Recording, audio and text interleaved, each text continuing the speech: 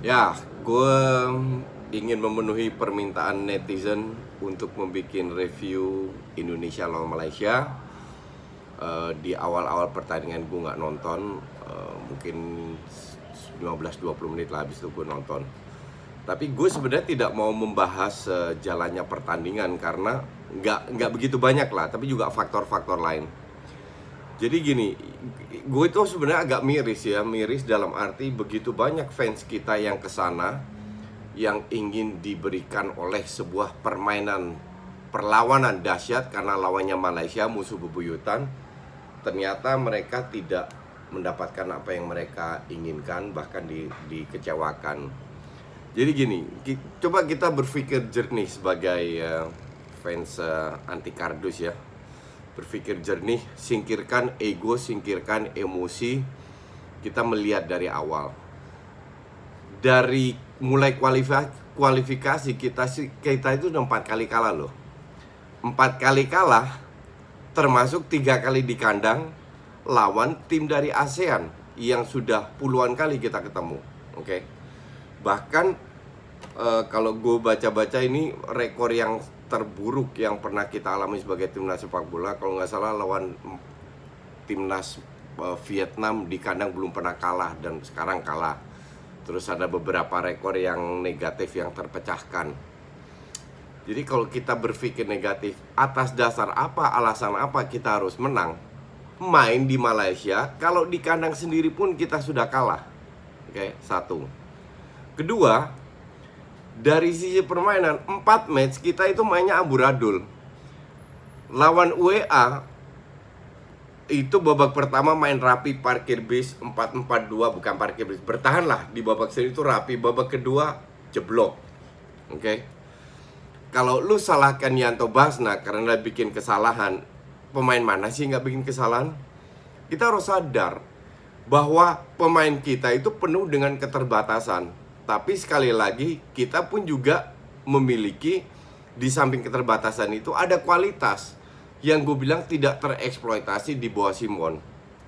Sekarang kalau lu jadi asisten pelatih, gonjang-ganjing, ketua baru, mendadak Simon dipecat, Simon nggak tahu mau datang atau tidak. Gue baca berita, iya, enggak. Terus akhirnya dia berangkat, tiketnya angus, dia supervisi, bla bla bla.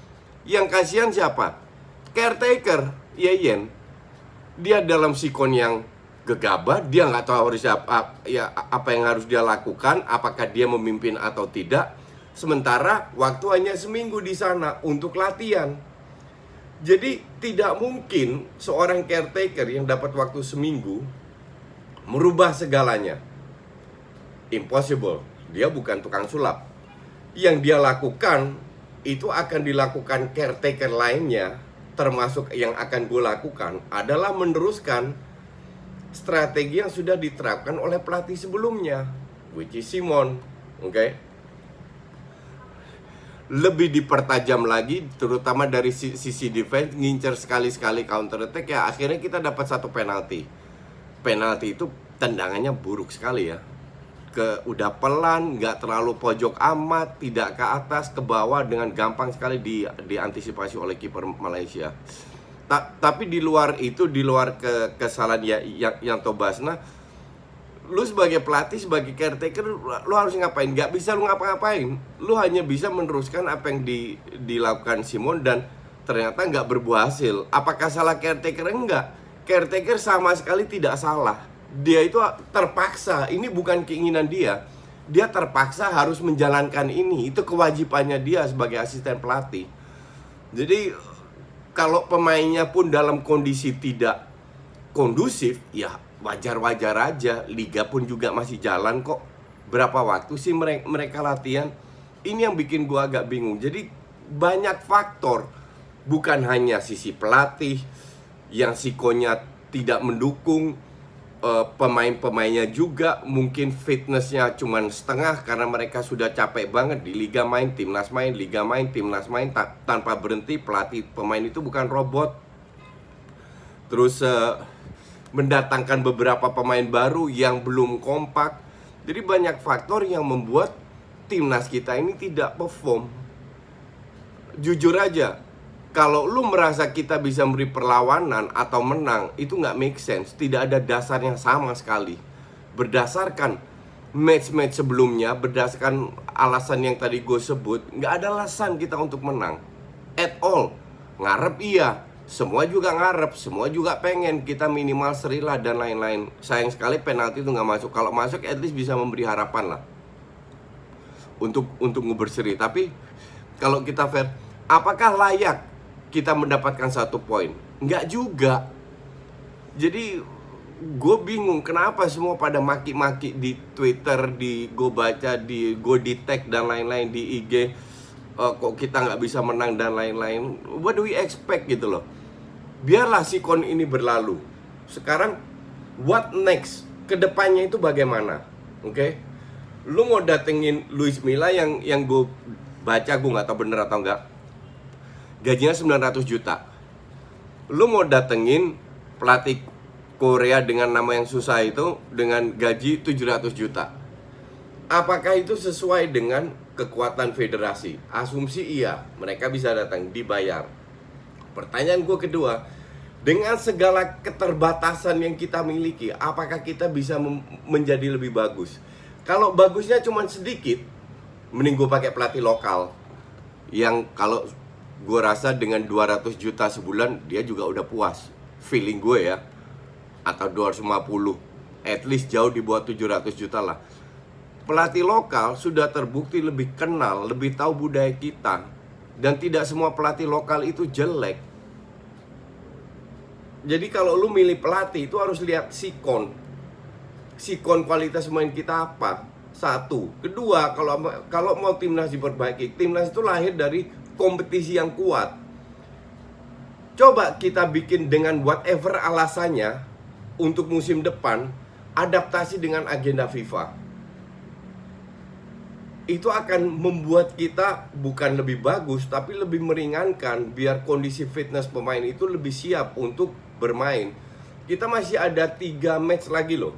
Nah, 3 match ini kalau gue usulkan, nggak usah pakai pemain yang tua-tua, pakai pemain muda, fokus ke next event. Piala Dunia sudah lupakan.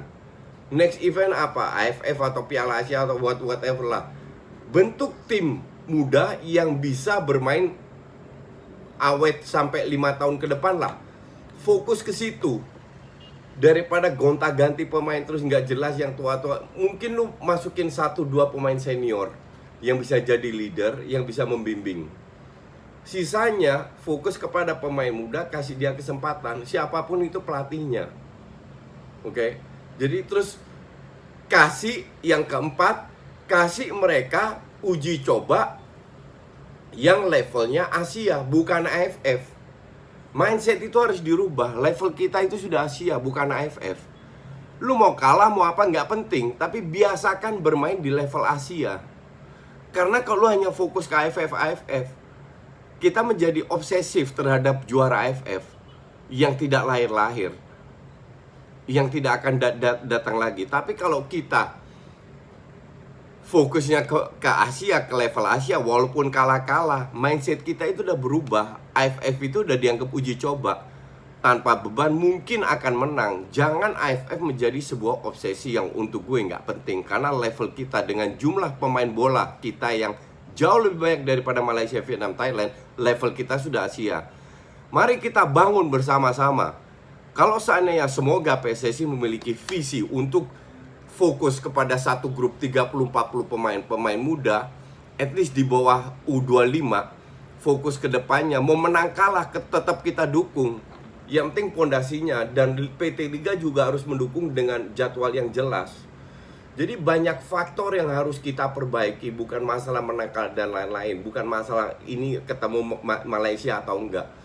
Kalau kita dalam kondisi yang membangunnya diberikan waktu yang jelas, kita percaya dengan pelatih, siapapun itu pelatihnya ya. Pelatih yang kalau gue pribadi, gue mending ambil pelatih lokal ya. Ini pendapat gue, lu boleh setuju atau enggak, terserah. Punya program yang jelas. Mungkin 2-3 tahun lagi baru kita bisa juara AFF atau bisa ngelawan.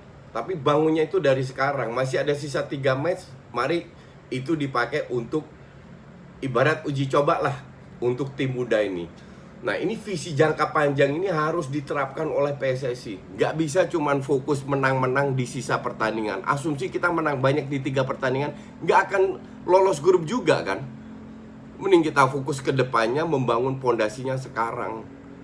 Jadi gue sih kasihan sama netizen-netizen yang marah-marah, yang punya harapan setinggi langit. Padahal gue udah bilang, untuk timnas Indonesia nggak usah berharap menang, syukur dapat bonus, kalau kalah ya terima aja. Memang sikonya seperti itu. Jadi sekali lagi, semoga banyak sekali yang gue ungkapkan tadi itu ada perubahan, sehingga kedepannya kita akan lebih bisa enjoy dengan permainan dan juga kemenangan timnas. Thank you.